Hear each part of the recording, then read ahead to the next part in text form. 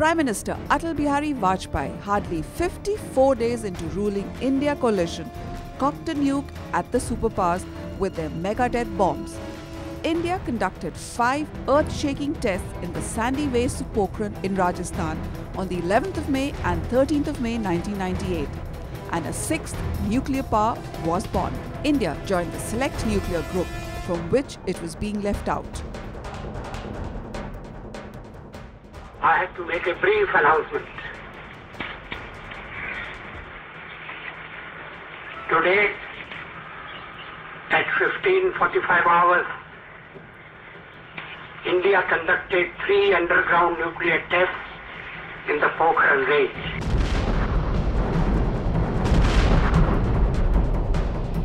This is the video footage of the 1974 Pokhran tests. Pokhran 2 was conducted under a veil of secrecy, so much so that only a handful of people knew that the tests were to take place. This was because in 1995, the US intelligence agencies detected signs of India's nuclear test preparations at Pokhran through their satellite photos and had asked India to stop the test. Brijesh Mishra, as the Principal Secretary and National Security Advisor to Prime Minister Vajpayee at that time, played a very important role in the build-up to the Pokhran 2 tests. How were these tests planned and executed? What was the level of secrecy deployed by the then Prime Minister and his team working on these tests to ensure no one comes to know about them? How did the Vajpayee-led government pull this off? Listen to what happened before and after the tests from the man who was in the bunker at that time.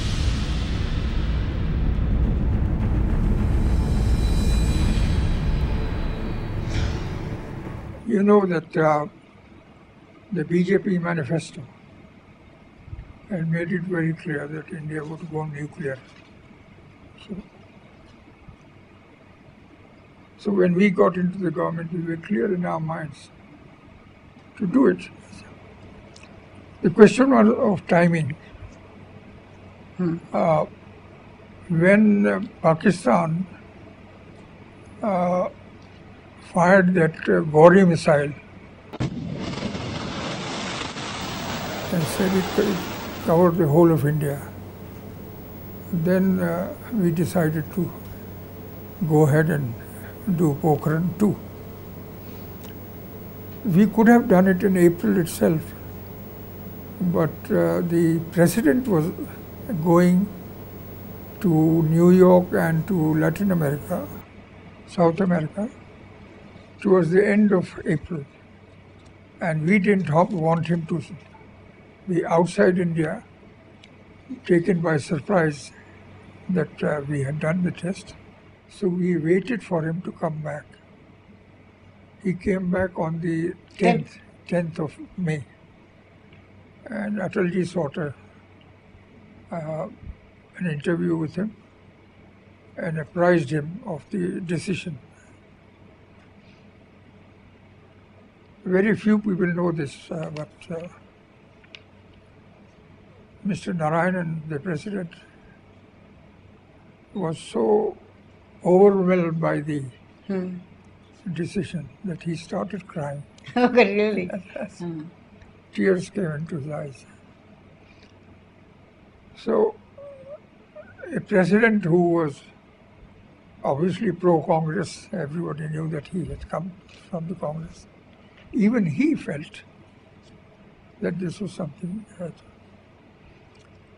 So we did the tests on the 11th and 13th of May, which was within 2 months of our... Yeah.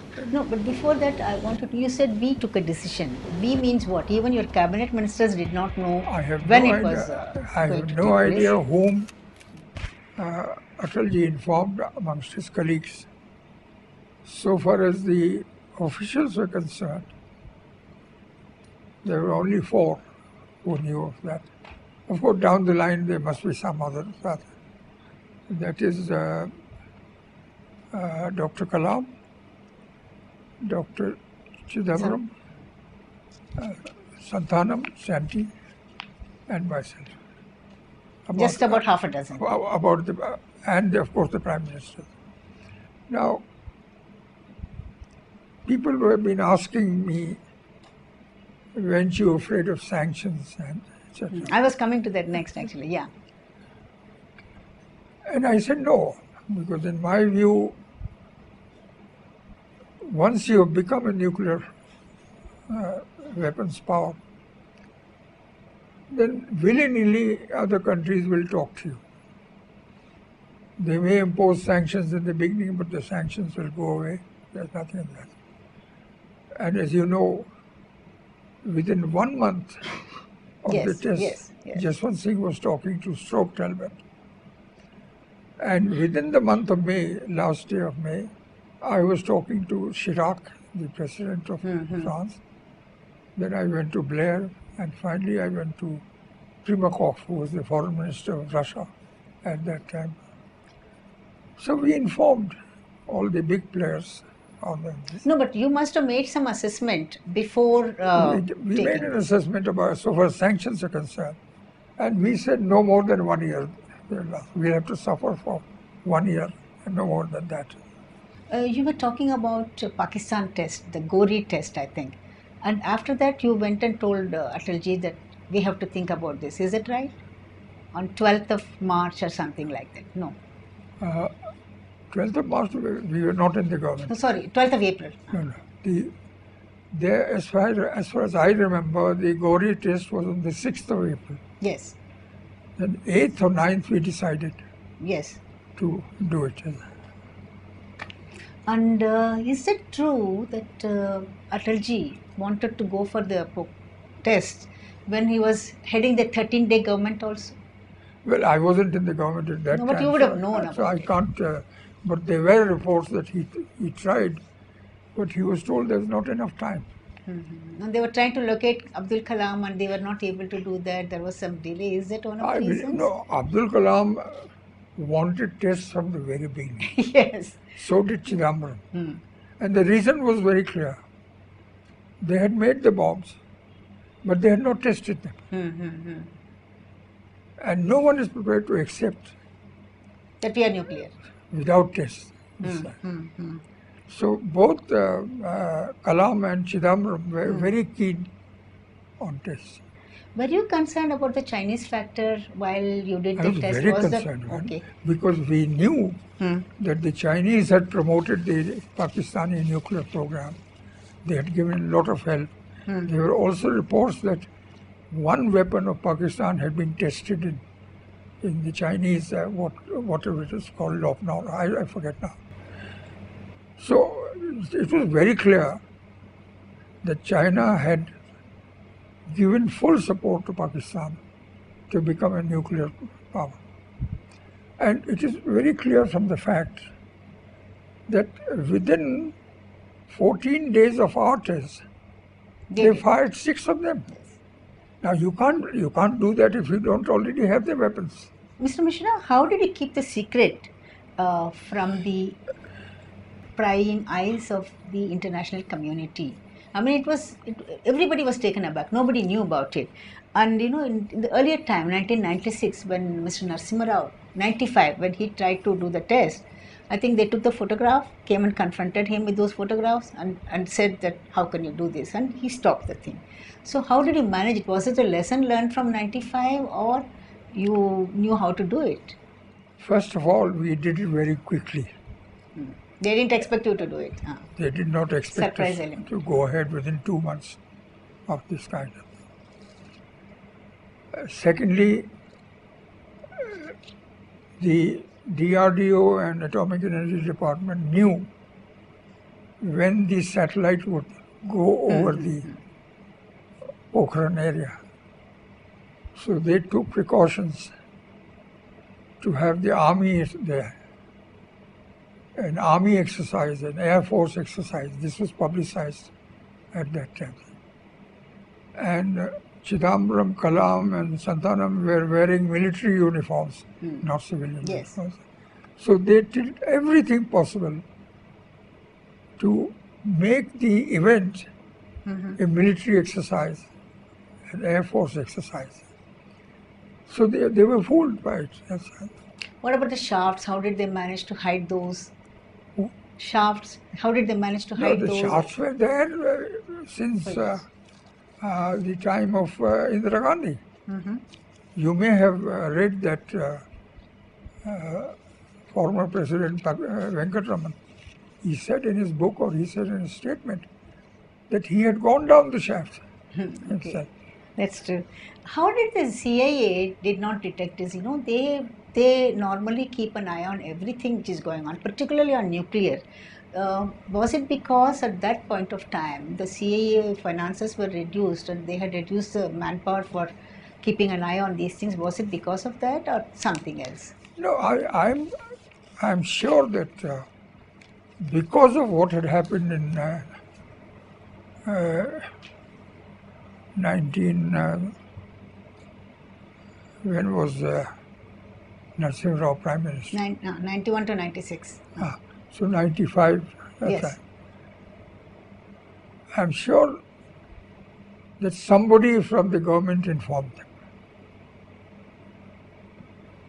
And that's how they came to know, and then they took the picture. Right. In our case, everybody was so worried about the Americans getting to know it that they took all the precautions to see that the news did not go out. So let me put it this way, we were much more careful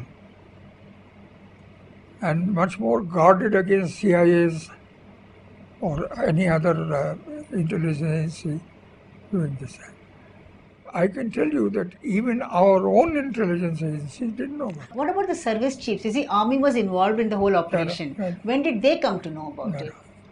We called the service chiefs on the 9th of May to Atalji's residence, which was in number 7 Safdarjung Road. By the way, we shifted to 7 RCR on the day of the test. Okay. So we called the 3 service chiefs and told them this is going to happen and to take all measures to in that area to Air surveillance and so that the Americans don't come to know about it. That was the so that's when they decided to have Air Force exercise, the military exercise, etc. And you know, I want to bring you to the day of Pokhran blast. On that day, you were with Atalji and these 4 ministers waiting in his house. Who informed you? I mean, from Pokhran. What was the whole scenario at that time? Could you just explain? Informed. Yeah. He said we have successfully. That was later. Earlier, they were supposed to do it at 9 o'clock, and then it got delayed or something like that. No, it wasn't 9 o'clock. It was supposed to be on the 11th, and we expected it in the afternoon. So by that time, Atalji had shifted to that house, 7 RCR. Atalji, Advaniji, Yashwant Sinha, George, and Jaswant Singh. They were sitting in the dining room. I was sitting in the main room of number 5 RCR. Yes. And I was waiting for the telephone call. So when Chidambaram telephoned, I picked up the. He said, successful. That was at 3:45. And you went and told Atalji and the others. No, what then was the reaction? Atalji addressed the press at 5 o'clock. Very short statement, and he said, the principal secretary will brief you later. I have to make a brief announcement. Today, at 15:45 hours, India conducted 3 underground nuclear tests in the Pokhran range. What was Atalji's reaction when you went and told him this thing is successful? What did he say? They were all very emotional. All of them. Did they cry or something? Well, I can't say cry. I just went and told them, and I went back to the drawing room to congratulate Chidambaram and Kalam. Okay. Mr. Mishra, there had been doubts whether the secondary fusion device had been properly detonated at all. You know, experts doubt this. Western experts also claim that it was not to the level which was claimed, so many 58 kilograms or something like that. It was not, it was much less than that. Even our own scientists, like Santanam, they had been raising it. Even last year, they were raising this. Did the bomb blast, that hydrogen bomb, or what exactly happened? We went by what Kalam and Chidambaram told us. And at that point of time, Santhanam did not disagree, at least not in front of us. So when they said that we had a thermonuclear design, which we have boasted, I said, okay, good. Then after a month or so, or more, Kalam and Santhanam came to me and said that Mr. Santhanam has some doubts about this matter. So I said, well, let's call Chidambaram, and we all sit down and so he expressed his doubts.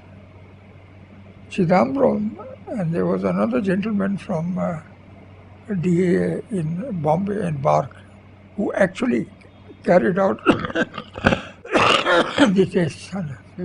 Sikka. His name is Sikka. So they explained everything to them, and the matter was over. That's all. Somehow the other Santhanam was not satisfied, and he came out in public. Right. So once again, Chidambaram issued a statement, and Kalam issued a statement that no, it was a thermonuclear device which we had done. Now, apart from Santhanam, there were certain other. Iyengar, for example. Well, they kept on saying, and I said to myself, well, the scientists are always quarreling amongst themselves in this way. I'm not going to get involved. But according to you, it was properly done. Yes, there is no doubt.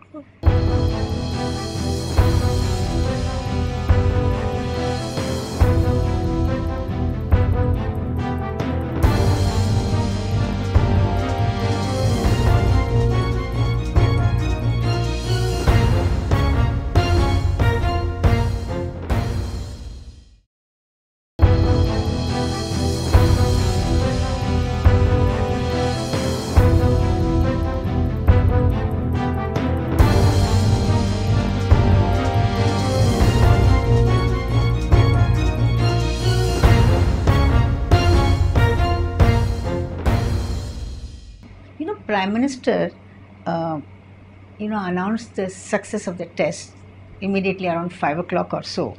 And in the statement, he cut out the word peaceful. Indira Gandhi, after the Pokhran 1, she had announced it was a peaceful test. But in Atalji's statement, the word peaceful was not there. Why was it so? We wanted to declare that we were a nuclear weapon power. Indira Gandhi didn't want to do that. Indira Gandhi took the decision that it was a peaceful nuclear explosion for, other purposes, not for this. Which was nobody believed her on that. And since we had already decided in our manifesto that we were going to go nuclear on that, there was no need for us to talk about peaceful. But who talked to the Americans? They were really very much upset about the bomb blast. Yes, of course they were very upset. And one reason for being upset was that they didn't know in advance. Yeah, that's right. And secondly, the State Department, much more than the White House. State Department has these ayatollahs of non-proliferation running around there. Yes. And they influence Madeleine Albright. So she disclosed the contents of our letter to them. China. Where China was mentioned. And that was a most undiplomatic thing for them to do. But then big powers get away by doing undiplomatic things as well. Could you recall how you started talking to the Americans? You know, I mean, the day when they knew, they were very upset. I think our ambassador called up State Department and told them that we have done the Pokhran test. No, so how did you tackle it? No, I will tell you. Jaswant Singh had a friend. I think his name was Barnes. Who suggested to Jaswant Singh that some talks should take place informally with the American side. And Jaswant Singh, after checking up with the Prime Minister, said yes, that's all. So he was the middleman. Barnes. Barnes. Whom did he talk to? State Department or State Clinton? Department, and I think he talked to Stroke Talbot. Okay. So Jaswant Singh was a member of Planning Commission at that time, Yes. not Cabinet Minister. Right. So they chose the Deputy Secretary of State to talk to him. I'm glad they did, because Madeleine Albright was anti. And these talks went on for about 9 months. And when they saw that we were not ready to accept their conditions, which were NPT, no more tests, restraint, and a law from Parliament, in our Parliament, to ban the going of knowledge of personnel about to other countries. We said, forget about NPT, there's no question of knowledge. As far as the no tests are concerned, You agreed that. we have already said there's a moratorium.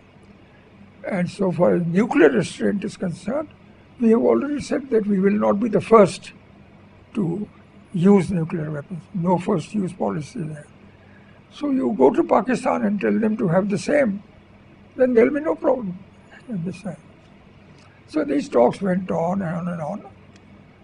In the meantime, Kargil, Yeah. that brought Clinton, Bill Clinton, to India in March of 2000. Yes. And that is when I would say the seeds of friendship Began. were laid. And of course, after that, Bush came. Bush, of course, had different ideas.